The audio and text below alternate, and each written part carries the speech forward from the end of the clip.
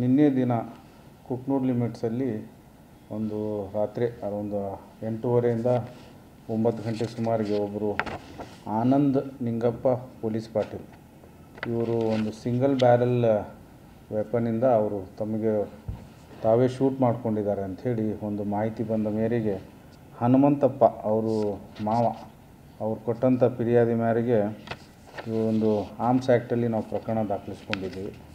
ಅವರಿಗೆ CPI ಅವರು DSP ಅವರು ಕೂಡ ವಿಸಿಟ್ ಮಾಡಿ, ನಾನು ಕೂಡ ವಿಸಿಟ್ ಮಾಡಿ ಅವರಿಗೆ ಹಾಸ್ಪಿಟ್ಲಲ್ಲಿ ಮಾತಾಡಿಸ್ಕೊಂಡಿದ್ದು. ಅವರು ಸ್ಟೇಬಲ್ ಆಗಿದ್ದರು. ನಿನ್ನೆ ಇವತ್ತು ಕೂಡ ಸ್ಟೇಬಲ್ ಆಗಿದ್ದಾರೆ.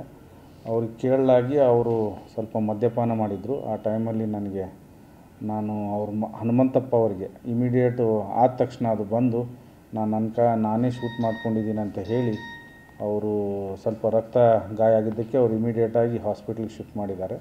ನಾವು ಕೂಡ ಮಾತಾಡಿದ್ದೀವಿ ಅವರಿಗೆ, ಅವರು ಕೂಡ ಅಷ್ಟೇ ಹೇಳ್ತಾ ಇದ್ದಾರೆ. ಸೊ ಅದು ವೆಪನ್ ಬಗ್ಗೆ ಅವರು ಎಲ್ಲಿಂದ ಬಂತು ಯಾರ್ದು ಅಂಥೇಳಿ ಅದು ವೆರಿಫೈ ಮಾಡ್ತಾಯಿದ್ದೀವಿ. ಆ ತನಿಖೆ ಹಂತದಲ್ಲಿದೆ. ಅವರು ಎಲ್ಲಿಂದ ಬಂತು ಅನ್ನೋದು ನಾವು ವಿಚಾರ ಮಾಡ್ತಾಯಿದ್ದೀವಿ. ಇನ್ನು ಬಂದ ತಕ್ಷಣ ಮುಂದಿನ ಮಾಹಿತಿ ತಮಗೆ ಕೊಡ್ತೀವಿ. ಧನ್ಯವಾದ.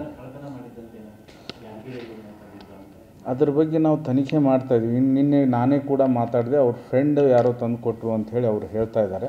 ಸೊ ನಿನ್ನೆ ಅವ್ರು ತುಂಬ ಮದ್ಯಪಾನ ಮಾಡಿದರು. ಸೊ ಹಾಗಾಗಿ ಈಗ ನಮ್ಮ ಆಫೀಸರ್ ತನಿಖೆ ಹಂತದಲ್ಲಿದೆ. ಸೊ ಅದು ಎಲ್ಲಿಂದ ಬಂದಿದೆ, ಹೇಗೆ ಬಂತು ಅನ್ನೋದು ನಾವು ವಿಚಾರಣೆ ಮಾಡ್ತಾಯಿದ್ವಿ. ಸಿಂಗಲ್ ಬ್ಯಾರಲ್ ಗನ್ನು ಅವರು ತಾವೇ ಶೂಟ್ ಮಾಡ್ಕೊಂಡಿದ್ದಾರೆ ಅಂತ ಹೇಳಿದ್ದಾರೆ.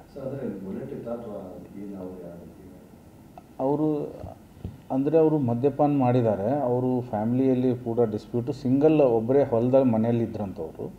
ಸೊ ಆ ಟೈಮಲ್ಲಿ ಅವ್ರನ್ನ ಶೂಟ್ ಮಾಡ್ಕೊಂಡು ಬಂದೆ ಅಂತ ಹನುಮಂತಪ್ಪ ಅವ್ರ ಮಾವನ ಮುಂದೆ ಹೋಗಿ ಇಮಿಡಿಯೇಟ್ ನಡ್ಕೋತ ಹೋಗಿ ಅವರು ಹೇಳಿದ್ದಾರೆ, ನಾನೇ ಶೂಟ್ ಮಾಡ್ಕೊಂಡಿದ್ದೀನಿ ಅಂತ ಹೇಳಿ.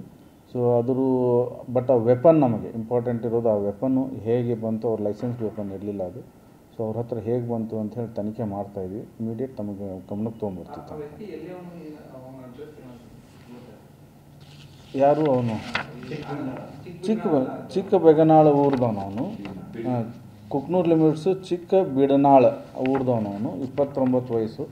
ಸೊ ಒಬ್ಬನೇ ಇರ್ತಿದ್ದ ಆ ಹೊಲದ ಮನೆಯಲ್ಲಿ. ಸೊ ಅವ್ನು ಮಾಡ್ಕೊಂಡಿದ್ದಾನೆ ಅಂತ ಬಂದಿದ್ದ ಮಾಹಿತಿ ಪ್ರಕಾರ ಮುಂದಿನ ತನಿಖೆ ನಡೀತಾ ಇದೆ. Thank you.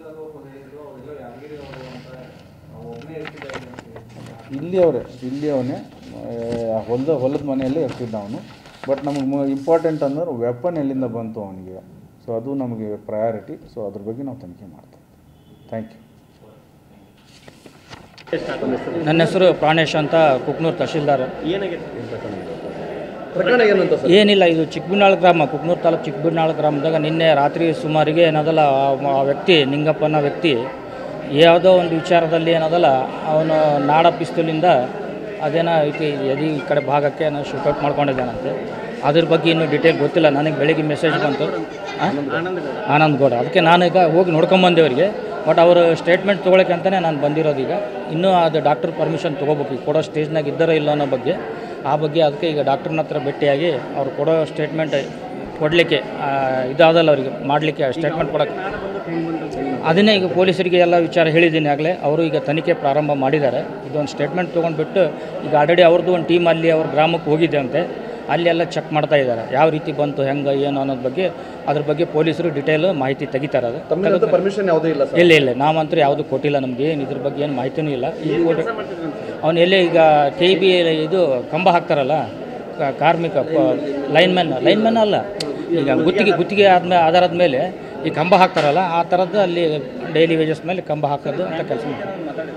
ಇಲ್ಲ ಫ್ಯಾಮಿಲಿ ಅವ್ರು ಯಾರು ಇರೋದಿಲ್ಲ ಅಂತ, ಇಲ್ಲಿ ಅವನೊಬ್ಬನೇ ಇರೋದಂತೆ. ಅವ್ರ ಫ್ಯಾಮಿಲಿ ಎಲ್ಲ ಲಿಂಗಸೂರು, ಯಾದಗಿರಿ ತಾಲೂಕಿನಾಗ ಎಲ್ಲೇ ಇದ್ದಾರಂತೆ. ಅದ್ರ ಬಗ್ಗೆ ಇನ್ನೂ ಡೀಟೇಲ್ ಅದನ್ನೇ ಕೇಳ್ಬೇಕು. ಈಗ ನಾನು ಮಾಹಿತಿ ತೊಗೋಬೇಕು ಅವ್ರ ಹತ್ರ. ಈಗ ನೀವೇನು ದೂರು ಕೊಡ್ತೀರಿ?